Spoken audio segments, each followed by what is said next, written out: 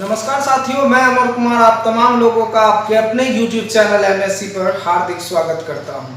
साथियों, आज की क्लास में हम लोग सीखेंगे द्विघात समीकरण के कुछ मूल बातों को।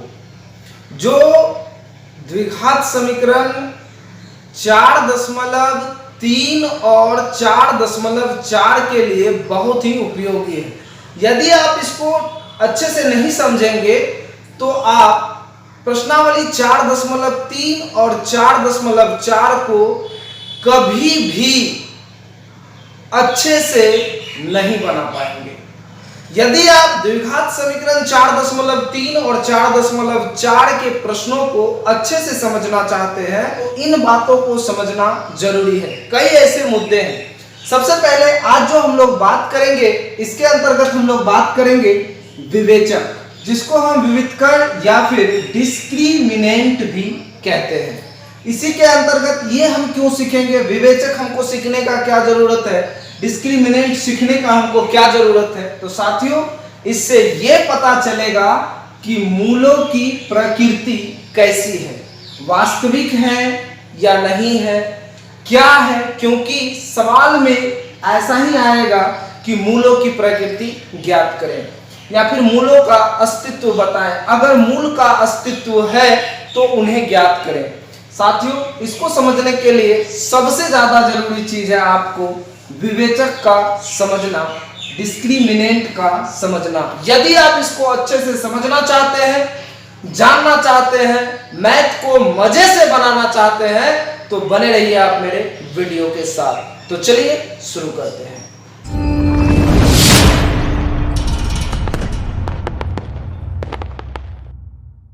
साथियों, सबसे पहले ये समझते हैं कि ये विवेचक है क्या। देखिए, विवेचक को जब आप मैथ बनाएंगे तो इस विवेचक के लिए हम इस्तेमाल करेंगे डी का, यानी कहने का मतलब हुआ ये जो डिस्क्रिमिनेंट लिखा है इसी को शॉर्ट फॉर्म में डी लिखा जाता है। आपको इसका सूत्र को याद रखना होगा। जैसे देखिए, डी बराबर क्या हो जाता है, जैसे देखिए d बराबर क्या हो जाता है, तो d बराबर होता है b स्क्वायर माइनस 4ac। अब आपके मन में ये सवाल आएगा कि समीकरण में यानी द्विघात समीकरण में ये b कहाँ होता है। 4 तो खैर डिजिट है, आप ये जानते ही हैं। a कहाँ होता है और c कहाँ होता है। सबसे पहले ये देखिए, ये द्विघात समीकरण होता क्या है, तो होता है ax square plus bx plus c बराबर 0। ये आप जानते ही हैं। अब आप समझने का कोशिश कीजिए कि ax square plus bx plus c बराबर 0, तो बताइए a कहाँ है। नॉर्मली बात है, इसको हम a बोले हैं, इसको हम b बोले हैं और इसको हम c बोले हैं। कहने का मतलब ये b, ये a, ये b और ये c हो। इसके जगह में प्लस या माइनस दोनों में से कुछ भी आ सकता है। इसके जगह में प्लस या माइनस कुछ भी आ सकता है और इसके भी जगह में प्लस या माइनस कुछ भी आ सकता है। अब जैसे इसको एक एग्जांपल के जरिए समझने का कोशिश करते हैं। आपको इस समीकरण में a और b और c पता करना है। समीकरण में आपको a, b, c पता करना है। जैसे यहाँ लिखा है 2x square plus 3x plus 2 बराबर 0। अब बताइए इसमें a क्या होगा। a बराबर कितना होगा, a बराबर 2 होगा, क्योंकि इसके आगे 2 है। b बराबर क्या होगा, तो b का वैल्यू है 3 होगा और c बराबर क्या होगा, 2 होगा। साथियों, यहाँ पर आपको ये समझना है कि 2 नहीं, यहाँ प्लस 2 है, क्योंकि प्लस छिपा हुआ है। उसी तरह से ये भी संख्या में प्लस छिपा हुआ है, ये भी संख्या में प्लस छिपा हुआ है। अब जैसे नेक्स्ट आप उसमें भी आपको ABC पता करना है। जैसे देखिए 2x square minus 5x plus 6 बराबर 0। अब आप बताइए इसमें a कहाँ है और a का वैल्यू क्या है। तो a, ये जो आगे में आप देख रहे हैं, तो ये हुआ a, यानी कि यहाँ पर a बराबर -2, b बराबर इसके आगे क्या है माइनस, तो लिखेंगे -5 और c बराबर 6।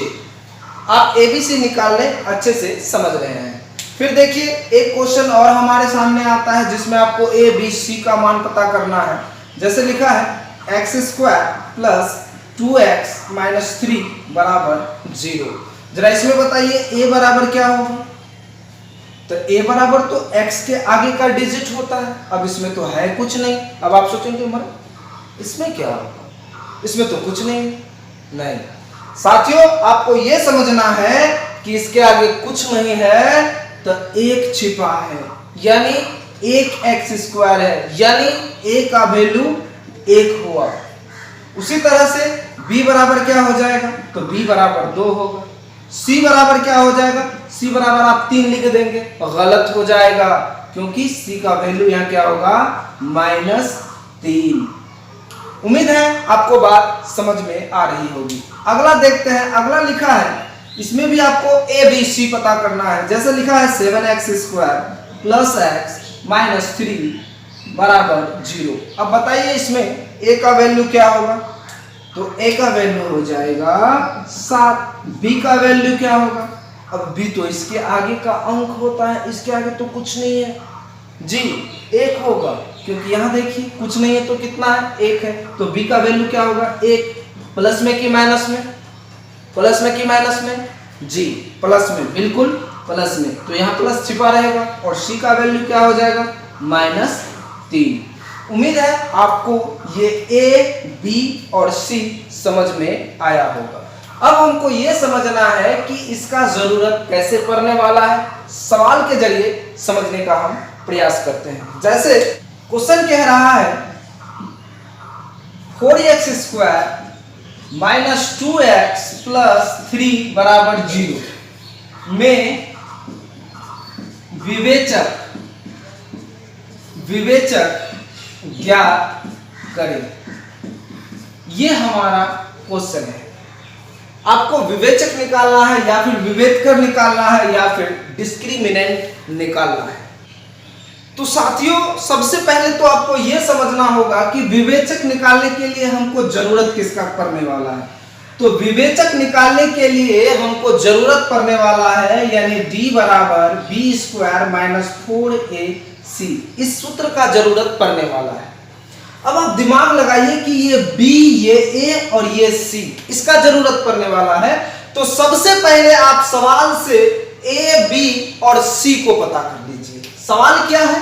तो सवाल हमारे सामने है 4x² माइनस 2x प्लस 3 बराबर 0। अब आप ध्यान दीजिए, ये क्या कहलाएगा? a, यानी a का वैल्यू कितना हुआ? 4। b का वैल्यू कितना हुआ? -2 और c का वैल्यू कितना हुआ? 3। हमको निकालना क्या है? विवेचक। लिखेंगे विवेचक बराबर यानी कि d बराबर b² माइनस 4ac। इस सूत्र को लिखने के बाद अब इसके मान को बैठाएंगे। सबसे पहले आप ये देखिए b का वैल्यू क्या है? तो b का वैल्यू है -2। लिखेंगे -2 पर स्क्वायर, फिर बीच में माइनस माइनस 4 गुना, इस सब के बीच गुना का चिन्ह है।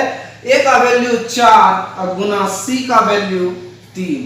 तो लिखेंगे 2 दूनी 4 अब माइनस 4 चौक 16 तिया 48। अब इसको घटा दीजिए तो बचा क्या? -44। अब यही -44 जो आप देख रहे हैं, यही -44 इस सवाल का विवेचक हुआ, विविधकर हुआ या फिर डिस्क्रिमिनेंट हुआ। तो उम्मीद है आपको ये D समझ में आया होगा। साथियों आगे समझने का प्रयास करते हैं।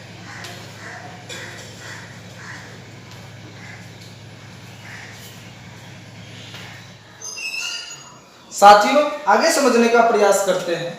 यदि विवेचक यानी कि D का मान अगर प्लस में निकले, प्लस में 1 2 3 4 5 10 15 20 कुछ भी अगर प्लस में निकले और मूलों की प्रकृति मांगे तो वहां पर स्थिति होगा, मूल का अस्तित्व होगा। लिखेंगे मूल वास्तविक तथा भिन्न होगा।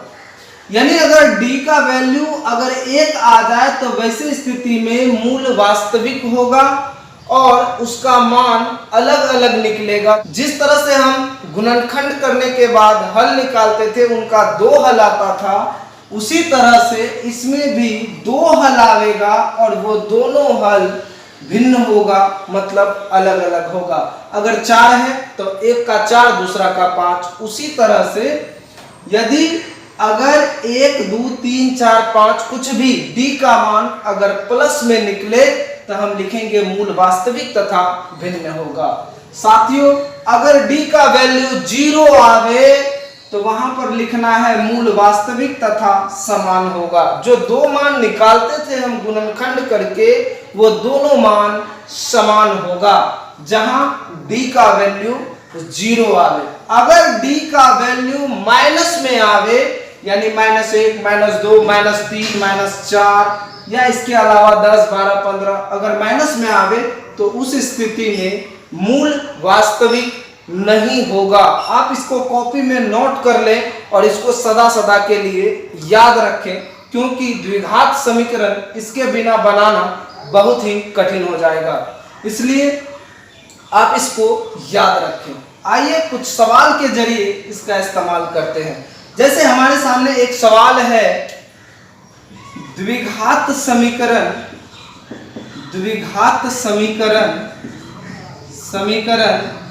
x² - 3x + 2 = 0 में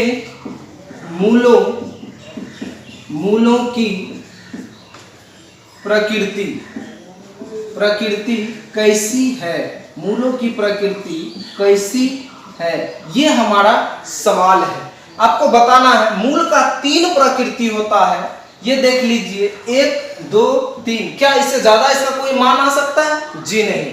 अगर बटे में आ जाए 3/4 तो अब क्या करेंगे? तो निश्चित बात है, अगर यदि वह प्लस में हुआ तो मूल वास्तविक तथा भिन्न होगा, अगर 0 निकला तो मूल वास्तविक तथा समान होगा। अगर बटे में माइनस में आ गया तो अगर एक भी संख्या अगर यदि माइनस में आ जाता है तो लिखेंगे मूल वास्तविक नहीं है। यही इसका अस्तित्व है, मूल का अस्तित्व है, प्रकृति है। जरा इस सवाल को हल करने का प्रयास करते हैं। साथियों, सवाल है x² - 3x + 2 = 0। तो हमको पता क्या करना है? तो हमको पता करना है मूलों की प्रकृति। अब आप ध्यान दीजिए, मूल का प्रकृति ये प्रकृति ही है, ये प्रकृति है। अब मूलों का प्रकृति ज्ञात करने के लिए सबसे पहले हमको क्या प्राप्त करना है? d को। d के मान से ही मूल का प्रकृति पता चलेगा। अब हम ये जान रहे हैं कि d का मान निकलेगा कैसे। तो साथियों, d बराबर हमने पढ़ा है b² - 4ac, यानी हमको जरूरत पड़ने वाला है a, b और c का। सबसे पहले हम abc प्राप्त कर लेते हैं। तो बताइए a बराबर कितना होगा? अरे बताइए ना, कितना होगा? 1। तो यहां लिखेंगे 1। अब b का वैल्यू, b का कितना होगा? -3। और c का वैल्यू कितना होगा? 2। अपने मन से लिखे ही 2 नहीं, 2 यहां दिया है। उम्मीद है आपको बात समझ में आ रही होगी। अब आप देखिए, सबसे पहले हम क्या करेंगे? d का सूत्र बैठा देते हैं, काहे कि बिना सूत्र बैठे ले तो सवाल का सत्यानाश हो जाएगा। आप समझने का कोशिश कीजिए। d बराबर क्या हो जाएगा? तो d बराबर होगा b² - 4ac। तो b का वैल्यू क्या हो जाएगा? b का वैल्यू हो जाएगा, यहां देखिए -3। तो b का वैल्यू लिखेंगे -3 पर स्क्वायर -4 गुना a का वैल्यू 1 और c का वैल्यू 2। आगे बढ़ाते हैं, आगे 3 पर स्क्वायर माइनस माइनस प्लस हो जाएगा, 3 तिया 9, इधर हो जाएगा 4 दूनी 8 -8। जरा इसको घटा दीजिए, बचा क्या? 1। अब यहां पर देखिए d का वैल्यू क्या आ रहा है? 1, वो भी प्लस में। यदि d का वैल्यू 1 या 2 या 3 कुछ भी अगर प्लस में आवे तो मूल का प्रकृति कैसा होगा? तो लिखेंगे मूल वास्तविक तथा भिन्न होगा। इसके लिए हम लिखेंगे कैसे? तो लिखेंगे अतः d बड़ा है 0 से। ये जो 0 है इसका मान से d बड़ा है, अतः d बड़ा है 0 से, इसलिए इसलिए मूल क्या लिखेंगे, वास्तविक तथा भिन्न होगा। लिखेंगे वास्तविक तथा भिन्न होगा। यही हमारा मूल का प्रकृति हुआ। उम्मीद है आपको बात समझ में आ रही होगी। आइए 2-4 सवाल को और प्रैक्टिस करके देख लेते हैं। अब जैसे यहाँ नंबर 1 में सबसे पहले क्वेश्चन को पढ़ लेते हैं। जांच करें कि निम्नांकित समीकरण के वास्तविक मूल हैं या नहीं। यानी इन तमाम समीकरण को जांच करके हमको बताना है कि मूल वास्तविक है कि नहीं है। अगर मूल वास्तविक है तो लिखेंगे मूल वास्तविक है, नहीं है तो लिखेंगे मूल वास्तविक नहीं है। आइए 1 नंबर का सवाल को समझते हैं और उसको बनाते हैं। 1 नंबर का सवाल लिखा है 3x² + 2x - 1 = 0। अब बताइए इसका मूल जांच करना है तो सबसे पहले a = 3, b = 2 और c = -1। यहाँ लिखे -1।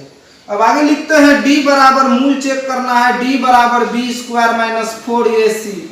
b का वैल्यू 2 पर स्क्वायर -4 गुना a का वैल्यू 3 और गुना c का वैल्यू -1।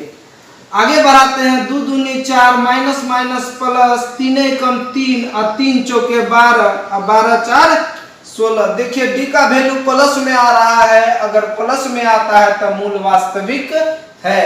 तो लिखेंगे चूंकि d बड़ा है 0 से इसलिए मूल वास्तविक होगा। इसलिए मूल वास्तविक होगा। उम्मीद है आपको बात समझ में आ रही होगी। दूसरा नंबर को देखते हैं। दूसरा नंबर का क्वेश्चन क्या कह रहा है। दूसरा नंबर का क्वेश्चन कह रहा है x² + 4x + 4 = 0। तो बताइए a बराबर क्या हो जाएगा। तो a = 1, b = 4 और c = 4। तो d बराबर लिखेंगे b² - 4ac। b का वैल्यू कितना, b का वैल्यू 4, 4 पर स्क्वायर -4 गुना a का वैल्यू 1 और गुना c का वैल्यू 4। गुना कीजिए 4 चौके 16 और 4 एकम 4, 4 चौक 16, बीच में माइनस है माइनस, तो 16 में 16 गया 0। यहाँ देखिए d का वैल्यू 0 हो रहा है, यानी मूल वास्तविक तथा समान होगा। तो हम यहाँ क्या मांग रहा है, मूल वास्तविक है या नहीं। तो सिर्फ हमको यही लिखना है मूल वास्तविक है या नहीं। तो लिखेंगे चूंकि d = 0 इसलिए मूल वास्तविक है। मूल वास्तविक है। उम्मीद है आपको बात समझ में आ रही होगी। आइए अगला और 2 सवाल को समझने का कोशिश करते हैं। तो साथियों अगला सवाल है नंबर 3। नंबर 3 कह रहा है, क्या कह रहा है, 2x² - 3x + 5 = 0। इसका भी हमको मूल वास्तविक है या नहीं ये पता करना है। तो a = 2, b = -3 और c = 5। तो पहले लिखेंगे d = b² - 4ac। b का वैल्यू -3 पर स्क्वायर -4 गुना a का वैल्यू 2 और c का वैल्यू 5।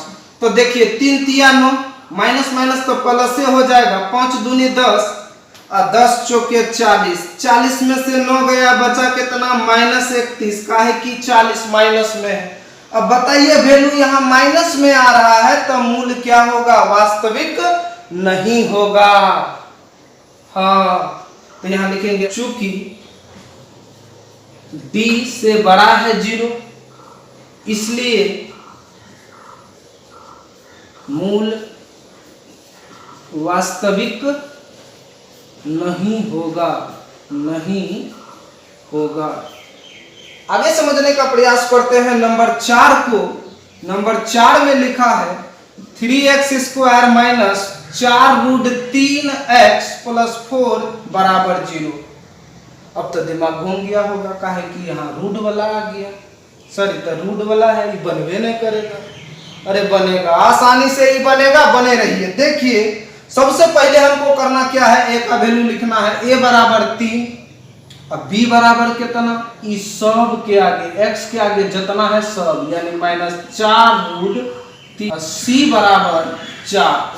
तो सबसे पहले हमको निकालना है d बराबर b² - 4ac, b का वैल्यू -4√3 पर स्क्वायर और -4 गुना a का वैल्यू 3 और c का वैल्यू 4। अब जरा इसको हल कीजिए, -4√3 पर स्क्वायर यानी कि -4√3 गुना -4√3, तो माइनस माइनस प्लस और 4 चौके 16 और √3 गुना √3 3, तो 16 तिया 48। तो इसका वैल्यू कितना हुआ 48। समझ गए, एक मरतबा रिपीट कर देते हैं, 4 चौके 16 और √3 गुना √3 3, माइनस माइनस तो प्लस हो ही गया, 16 तिया 48। इसको हल करें तो 48 और माइनस 4 तिया 12 और 12 चौके 48, 48 में 48 गया 0। अब यदि d का वैल्यू 0 हो जाए तो मूल वास्तविक है, लिखेंगे चूंकि d बराबर 0 है इसलिए मूल वास्तविक होगा। तो साथियों आज के क्लास में हम लोग सीखे विवेचक के विषय में, जिसको विवेचकर कहा जाता है या फिर डिस्क्रिमिनेंट कहा जाता है, और आज हम समझे मूलों की प्रकृति या अस्तित्व के विषय में। नेक्स्ट क्लास में हम लोग चर्चा करेंगे वैसे सवाल पर जिसमें लिखा रहेगा कि जिसका मूल वास्तविक हो उसे द्विघाती सूत्र से ज्ञात करें। तो अगले क्लास में हम लोग द्विघात समीकरण के सूत्र को पढ़ेंगे। साथियों आपने वीडियो पूरा देखा, इसके लिए आपका कोटि कोटि धन्यवाद। अगर आपको वीडियो अच्छा लगा हो तो लाइक कीजिए, और बहुत अच्छा लगा हो तब 2 शब्द कमेंट में जरूर लिखिए। यदि आप मेरे चैनल पर नए हैं तो चैनल को सब्सक्राइब कर लीजिए और बेल आइकन को दबा दीजिए, ताकि हम कोई भी वीडियो अपलोड करें तो उसका नोटिफिकेशन आपको मिल जाए। वीडियो पूरा देखने के लिए आपका बहुत बहुत धन्यवाद। मिलते हैं नेक्स्ट वीडियो में।